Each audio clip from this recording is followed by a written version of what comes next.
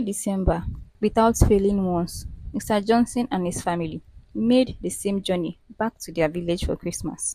It was a tradition older than his marriage, older than his children, and deeply rooted in the bond he had with home. This year was no different. At least, that was what everyone thought. The morning air was still cool when the household came alive with movement. Suitcases were dragged, zippers opened and closed, and the soft hum of excitement filled the house. Mr. Johnson's wife, Benita, moved around, her voice firm but warm as she organized the luggage. Amanda, check your bags again, she said, tapping the girl's shoulder lightly. And Chichi, don't forget your cardigan. The harmattan in the village is colder than here. Their daughters, Amanda and Chichi, were almost vibrating with excitement. They loved this journey more than anyone else. The village meant freedom, open space, and friends they only saw once in a year. It meant stories under the night sky, chasing the neighborhood kids, and little adventures that came with December holidays. The two girls whispered and giggled as they arranged their luggage, unable to hold back their happiness. I can't wait to see Ada and Somto, Amanda said, her eyes lighting up. Me too, Chichi replied. I will play those games we used to. Their laughter floated through the house, mixing with the scent of early morning cooking. Mr. Johnson stepped out of the bedroom and took in the sight of his family, his wife organizing, his daughters buzzing with joy, a quiet assurance that this December would be just another beautiful memory. But beneath that familiar routine, beneath the joy and normalcy, something else waited on the road ahead, something none of them expected. While the girls folded their clothes and Benita checked every corner of the room to make sure nothing was forgotten, Mr. Johnson's phone suddenly began to ring. He glanced at the screen. It was his mother, the woman they were all traveling to see. He wiped his hand on his trousers and answered, "Good morning, Mama." Her voice came through immediately, full of energy, like someone who had been awake long before sunrise. "My son, how is it going? Have you people started the journey?" Mr. Johnson exhaled softly. "No, Mama. We are still packing. The children are almost done." There was a small pause on the other end, then her tone shifted into something playful, yet serious enough to mean business. "Eh, that's good. My son, you know your mother now. Can you buy me that George wrapper I told you about? The very big one with gold designs. You know I like to show my friends that my son provides for me." Mr. Johnson ran a tired hand across his head. "Mama, you'd have told me this since. Where do you expect me to find something like that today?" His mother didn't argue. She didn't shout. She simply sighed, the way mothers do when they want something. "But don't worry," he quickly added, softening his tone. "Let me check a few places before we leave. If I see anything good, I will get it for you." "God bless you, my son," she said, her voice warm again. "I will be waiting." You see, Mr. Johnson was a wealthy man, one of the few in his childhood circle who had risen far above the struggles they all once shared. He had traveled abroad, built properties in different cities, sent his children to good schools, and carried himself with confidence that comes from a life of comfort. Yet, every December, he returned to the village with one unbroken tradition to show off to his childhood friends what success looked like. They were men who never left the village, who still farmed the same land their fathers farmed, who still borrowed money during planting seasons and prayed for rain. Mr. Johnson loved the feeling of walking into the village square and watching them whisper how high and mighty he is. So when his mother requested the George wrapper, even at last minute, so far it meant showing off. He would do every possible thing to get it. So when he ended the call, he didn't hesitate. He walked to where his wife was arranging the last of the luggage and said sharply, "Your mother-in-law wants that big George wrapper. I am going to get it. These people in the village must know I don't play when it comes to spending. I won't be long."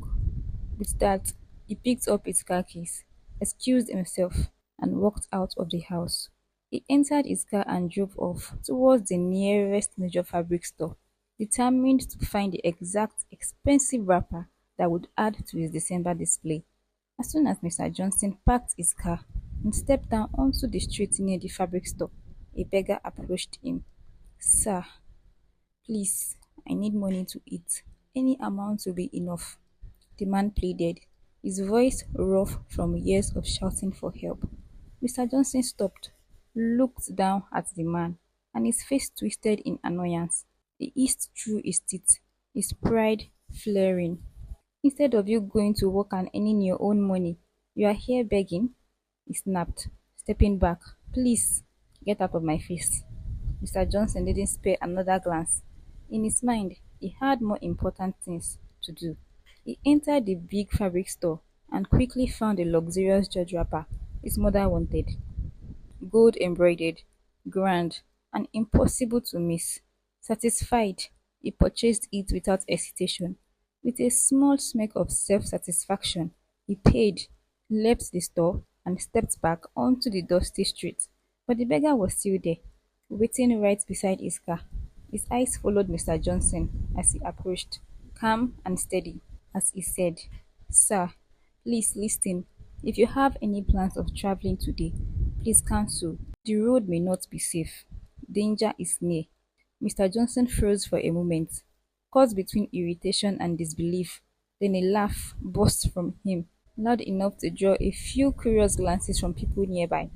Did you hear yourself? He backed, stepping forward, his pride flaring like fire. You dirty man. Don't come near my car. Don't scratch it with your filthy body. Instead of you learning to work or earn money, you stand here deceiving people with your fake prophecy and begging for their hard earned money. The beggar did not flinch. He simply shook his head slowly, the faintest look of sorrow in his eyes, as if he could see something Mr. Johnson could not see. Annoyed, Mr. Johnson shoved the man roughly aside, brushing past him as if he were nothing. Move, he snapped, and walked quickly towards his car, slamming the door behind him. The beggar's words lingered, but not like a threat. Mr. Johnson dismissed them as the rambling of a man too poor to matter. When Mr. Johnson got home, he found that his wife and children had already finished packing. All the luggage was neatly arranged in the car boot, and they were ready to leave. But just then, Mr. Johnson noticed something strange. The front tire of his car was flat. How did this happen now? He muttered, surprised. He had just come down from the car a few minutes ago, and everything was fine. He shook his head in disbelief. Quickly, he called his mechanic to come and change the tire. 2 hours passed. Still, the mechanic had not arrived. Mr. Johnson grew impatient, pacing back and forth. Benita, his wife, frowned, a worried look on her face. Maybe we should not travel today, she suggested softly, but Mr. Johnson waved her off. No, we must reach the village today, by any means. His tone left no room for argument. Finally, about 3 hours later, the mechanic arrived. He mumbled some excuses, apologized, and quickly changed the tire. But Benita could not shake the feeling that something was wrong. How could the tire go flat in just a few minutes after being fine? She insisted again, trying to convince her husband to postpone the journey, but Mr. Johnson's mind was already made up. A few minutes later, everything was finally ready. The luggage was secured, the family seated inside the car, the engine running softly, and the open road waiting ahead. Everyone was in place. As Mr. Johnson adjusted the mirrors, Benita cleared her throat softly. Everyone, let's quickly say a prayer before we start the journey, she suggested, a tone calm but firm. But Mr. Johnson waved her off. We are late. There is no time for that now, he said sharply. Benita looked at her daughters. Amanda, Chichi, your father can drive while we say a short prayer, she said again. The girls groaned. Mommy, please, we are tired. We have been busy packing and arranging our things. Just let us rest, Amanda said, sinking back into her seat. Chichi added quietly, Yes, mommy, we are tired, please. Benita sighed, feeling disappointed, but not arguing. She closed her eyes for a moment and offered a short prayer, asking for protection and guidance for the journey ahead. The journey began smoothly. Benita sat quietly in the front passenger seat as Mr. Johnson reached for the car audio system and played some music. The sound filling the car. The girls in the back seat immediately cheered up, clapping their hands lightly and smiling at each other. Amanda and Chichi began moving to the rhythm, their early tiredness forgotten. For a while, the atmosphere was light and cheerful. Hours passed, tired from the excitement of the morning and the long journey. The girls slowly drifted off to sleep, their heads resting against the car doors. Then the road began to change. The traffic thinned, and the familiar sound of buses and motorbikes faded, replaced by silence and thick bushes on both sides of the road. Suddenly, they reached a spot where the road ahead was blocked by a large wooden plank lying across the path. Sharp nails stuck out in every direction. Mr. Johnson's heart sank slightly. He knew that even a single tire touching it would be ruined. He switched up the engine and was about to step out of the car to remove the plank when something happened. A group of masked men emerged from the bushes, about five of them, moving quickly but quietly. They surrounded the car from both sides, each holding a gun pointed towards the car. Mr. Johnson froze, heart racing, realizing too late that this was not an ordinary obstruction, not a prank. They had walked right into danger. In that moment, the girls stirred from their sleep, their eyes wide with confusion, hearts already racing as they tried to understand what was happening. Move! One of the men barked sharply. Everyone, come down now. With trembling legs, Mr. Johnson obeyed, forcing his family out of the car. The girls clung to their mother, sobs beginning to form in their throats. Amanda whispered, Mommy, what's happening? While Chichi's small hands gripped Mrs. Johnson's skirt tightly. Their car and luggage were abandoned on the lonely road, left useless and exposed, as the masked men marched the family into the dense bushes. The armed men forced them forward, guiding them through the thick bush without mercy. The children cried quietly, afraid of the men and the dark, thick forest around them. Amanda tried to stay brave for Chichi, but tears rolled down her cheeks, her small body shaking from exhaustion and fright. Mr. Johnson's pride and confidence had vanished. He was terrified, realizing all the wealth, all the influence meant nothing here. His mind raced with questions. Why us? How did this happen? Hours went by. As they walked through the bushes, their legs and bodies were tired, and the fear of what might happen made them uneasy.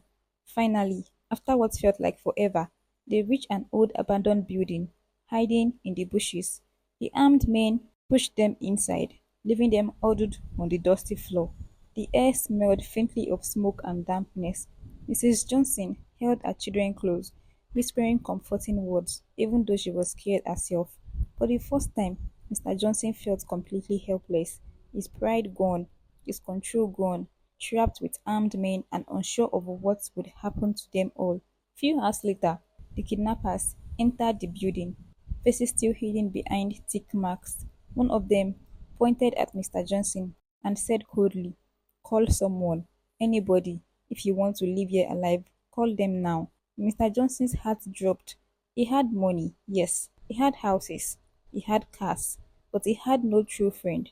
He had spent years looking down on people, mocking those who hadn't made it like him, cutting off anyone who couldn't benefit him. Now, standing in a dirty abandoned building with armed men staring at him, he realized the truth. There was no one to call. Benita watched as fear spread over her. Mr. Johnson swallowed hard. The only person he had left, the only person who still loved him without condition, was his mother. The kidnappers shoved a phone at him. Call her. He dialed with trembling fingers. Far away in the village, his mother had spent the entire night pacing from one corner of her room to another, her heart restless. She had called her son over a dozen times, each call ending with no answer. When the phone finally rang, she grabbed it instantly. Her heart felt joy she hadn't in the past hour when she discovered it was her son. John, my son, where are you? Why haven't you picked my calls? What is going on? I can't sleep. My heart is shaking. Before Mr. Johnson could speak, a rough voice snatched the phone from his ear. Listen well, the man said. Your son and your grandchildren are with us. If you want to see them alive, you will pay 20 million. If you delay, we will reduce their number one by one. There was silence, then the sound of a cry tore through the speaker. Mr. Johnson's mother fell to the floor. Her initial happiness was now replaced by extreme pain and sadness. She held her wrapper to her chest, beating the ground with her palm in anguish. My God, 20 million! Where will I get that kind of money? I am just an old woman. Please don't hurt them. Please, they are all I have. She wept uncontrollably, rocking back and forth, her fear rising like a wave she could not stop. But the kidnapper simply ended the call. Mr. Johnson's mother sat stunned, her tears dropping onto the cold cement floor as she whispered, My son, please stay alive. Back in the kidnappers' camp, the days dragged painfully. The sun burned their skin in the daytime, and the cold bit deeply at night. The children cried from hunger. Amanda whispered to her mother, Mommy, I am hungry. Chichi, on the other hand, had developed fever. She was weak and tired. Mrs. Johnson was just as broken, but kept praying and hoping a miracle would happen if only her husband had listened. The kidnappers brought small portion of gari mixed with water, barely food, but they ate it because hunger left them no choice. Mr. Johnson watched his family growing weaker, and guilt pressed heavily on him. His pride, his arrogance, his refusal to listen to warnings, his impatience, his stubbornness, all of it had led them here, and he couldn't forgive himself. Meanwhile, Mr. Johnson's mother did everything she could. She called distant relatives, she sold her farmland, all the expensive wrappers and jewelry her son had given her. She even borrowed money from people, promising to pay back once her son is released. Every night, she cried herself to sleep, praying desperately that her family would survive one more day. Then, one night, Mr. Johnson could not sleep. He lay on the cold ground inside the abandoned building, staring into the darkness, listening to his children breathe weakly beside him. Their bodies were thin now, their voices were tired. His wife sat quietly, her eyes swollen from the days of crying, her strength slowly fading. He had watched them suffer for too long. Watching his daughters grow weaker every day was more painful than the hunger, more painful than the fear. Watching his wife struggle to stay strong was breaking him from inside. I cannot continue like this, he thought. If we stay here, my children may not survive. As the night grew deeper, the camp became silent. The fire outside died down. One by one, the armed men fell asleep. Mr. John slowly sat up. He leaned close to his wife and whispered her name. She opened her eyes immediately. She had not been sleeping either. We have to try, he whispered. Tonight. Fear filled her eyes, but she nodded. She knew what he meant. There was no other choice. Quietly, they lifted the children. Mr. Johnson carried one. His wife carried the other. Their hearts beat loudly in their chest as they stepped out of the building and into the bush. They moved slowly, avoiding dry leaves, holding their breath at every sound. Freedom felt close. Then suddenly, a voice broke the silence in the night. Who is there? One of the armed men had woken. Before they could run, other men jumped up. Guns in hand, they were caught and dragged back violently. The kidnappers were furious. They threw Mr. Johnson to the ground and began to beat him mercilessly. He screamed in pain, begging them to stop. His wife cried and pleaded, kneeling on the ground. Please, he is the father of these children. But the men did not stop. Mr. Johnson screamed loudly, his body shaking as blood stained his shirt. Amanda and Chichi cried uncontrollably as they watched him roll on the ground in pain. That image would stay with them forever. That night, Mr. Johnson lay on the dirt floor in the abandoned building, his body shaking uncontrollably. Pain spread through his leg, through his chest, through his heart, and regret crushed him. His children were sick. They had been traumatized beyond their age. His wife was broken, exhausted, and afraid, and he could barely move. He whispered into the darkness, If I ever leave this place alive, I will change. The next day, far away, his mother finally gathered the full ransom. By God's mercy, the money was completed. That evening, the kidnappers released the family. They were weak, dirty, wounded, and emotionally shattered. They were taken straight to the hospital. Mr. Johnson was treated for injuries from the beating. His children received care for sickness, dehydration, and shock. His wife was treated for exhaustion and trauma. They survived. But Mr. Johnson was no longer the same man. After leaving the hospital, he changed completely. He became humble. He listened. He prayed. He stopped mocking people. He stopped showing off. He understood now that wealth without wisdom is useless, and pride can destroy a whole family. Every December after that, before any journey, Mr. Johnson would stop, gather his family, and pray, no matter how late they were, because he learned the hard way that warnings should never be ignored. Pride can blind a man to danger. Prayer is not and has never been a waste of time. Some lessons come gently, others come through pain. Mr. Johnson survived, but he never forgot the road that taught him humility. Thank you so much for watching. I hope to see you in my next video. Until then, bye.